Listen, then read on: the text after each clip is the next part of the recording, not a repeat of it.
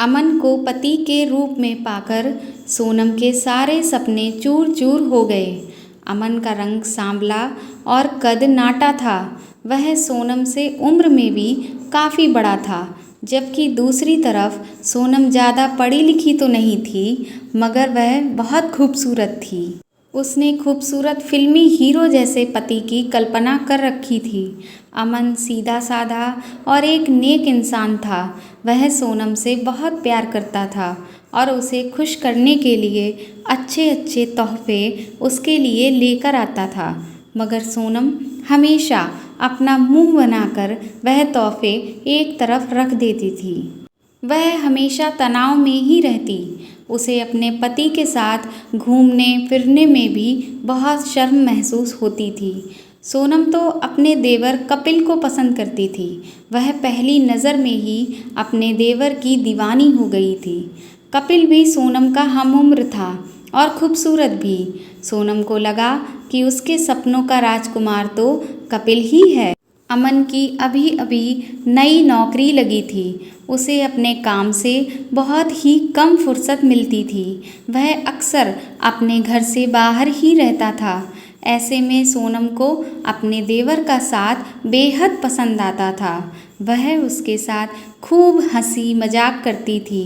कपिल को रिझाने के लिए सोनम उसके आसपास ही मंडराती रहती थी। वह जानबूझकर उसे चिढ़ाया करती थी। सोनम की खूबसूरती को कपिल जब तिरछी निगाहों से घूरता तो सोनम के दिल में शहनाइयाँ बज उठती।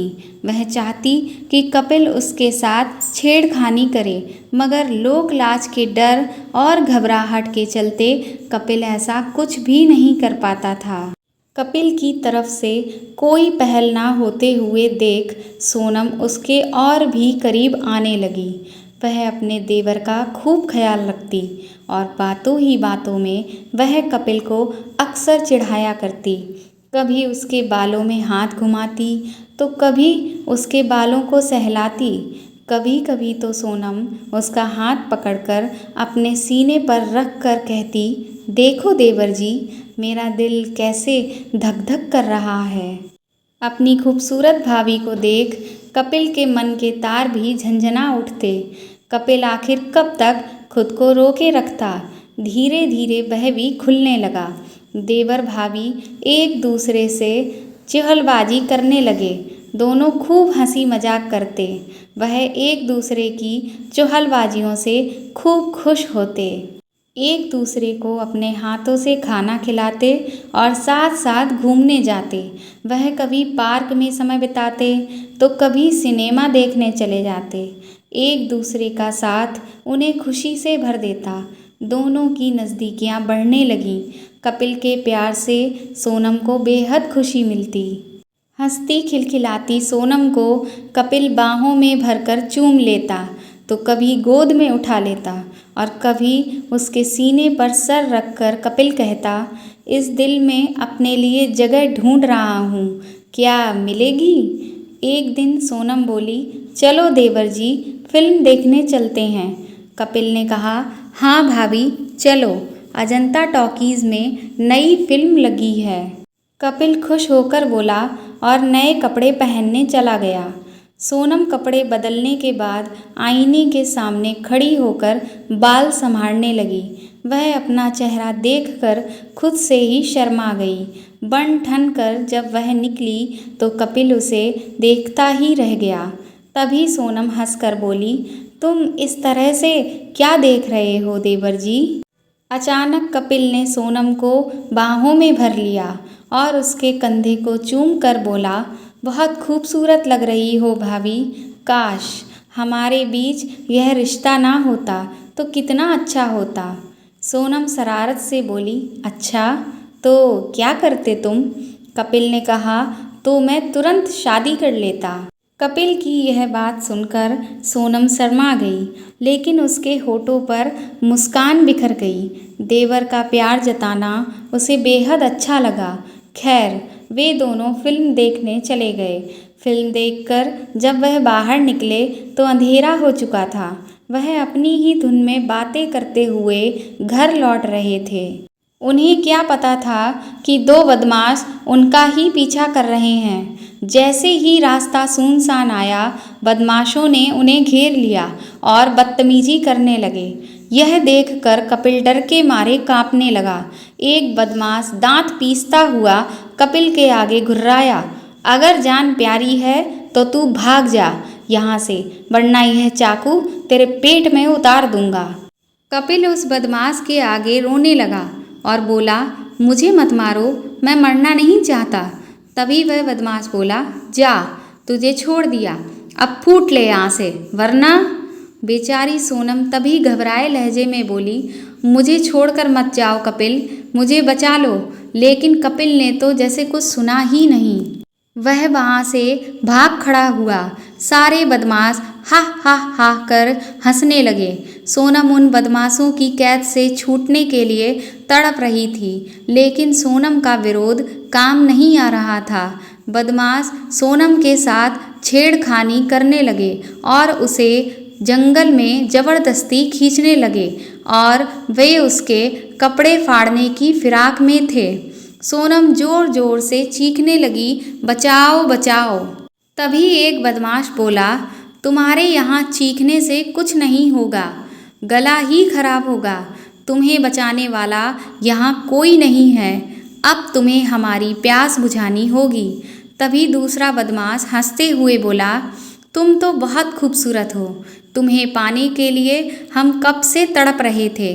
बदमाशों ने सोनम का मुंह दबोच लिया और उसे घसीटते हुए ले जाने लगे। सोनम की दबी दबी सी चीख निकल रही थी, वह बेबस हो गई थी। तभी इत्तेफाक से अमन अपने दोस्त मोहन के साथ उसी रास्ते से गुजर रहा था। चीख सुनकर उसके कान खड़े हो गए। अमन अपने दोस्त से बोला, यह तो सोनम की आवाज़ लगती है, जल्दी चलो। दोनों तेजी से घटनास्थल पर पहुँचे। टॉर्च जलाई तो बदमाश रोशनी में नहा गए। बदमाश सोनम के साथ गलत करने की कोशिश कर रहे थे। सोनम बेचारी लाचार हिरनी सी छटपटा रही थी। मोहन और अजय फौरन बदमाशों पर टूट पड़े। उन दोनों ने हिम्मत दिखाते हुए उन बदमाशों की पिटाई करनी शुरू कर दी। मामला बिगड़ता देख बदमाश वहाँ से भाग खड़े हुए, लेकिन जाते जाते उन्होंने अमन को जख्मी कर दिया। सोनम ने देखा कि अमन घायल हो गया है तो वह जैसे तैसे खड़ी हुई और अमन के सीने से लगकर फूट फूट कर रोने लगी। उसने अपने आंसुओं से अमन के सीने को तर कर दिया। अमन ने सोनम को सहारा दिया और बोला, चलो घर चलें। उन्हें घर पहुंचाकर मोहन वापस अपने घर चला गया। सोनम अभी भी बहुत घबराई हुई थी, पर वह धीरे धीरे ठीक हुई। अमन का जख्म देखकर सोनम ने कहा, यह क्या, आपके हाथ से तो खून बह रहा है, लाइए मैं पट्टी बांध देती हूँ। अमन प्यार से सोनम का सर सहलाते हुए बोला, अरे मामूली सा जख्म है, जल्दी ठीक हो जाएगा। सोनम के दिल में अब पति का प्यार बस चुका था। अमन से नज़रें मिलते ही वह शर्मा गई। वह बहुत मासूम लग रही थी। उसका प्यार देखकर अमन की आंखें भर आईं। बीवी का सच्चा प्यार पाकर अमन के वीरान दिल में हरियाली छा गई। वह सोनम को अपनी बाहों में भरने के लिए मचल उठा।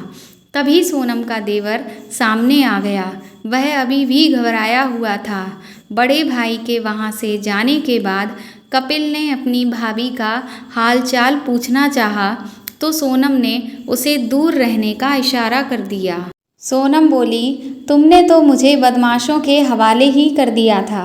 अगर मेरे पति समय पर ना पहुँचते तो मैं तो बर्बाद ही हो जाती।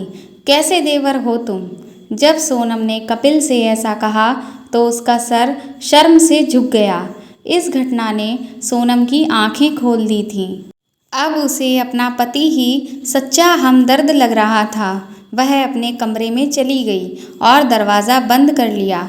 सोनम की देवर के लिए कामुक भावना यहीं से खत्म हो गई। इस तरह से सोनम और अमन की एक खुशहाल गृहस्थी बस गई और सोनम ने अपने पति अमन को दिल से अपनाकर अपने जीवन की एक नई शुरुआत की। दोस्तों, आपको यह कहानी कैसी लगी कमेंट करके ज़रूर बताएं और अगर आप मेरे चैनल पर नए हैं तो इसे सब्सक्राइब कर लें और इस कहानी को ज़्यादा से ज़्यादा शेयर करें और लाइक करें। Thank you.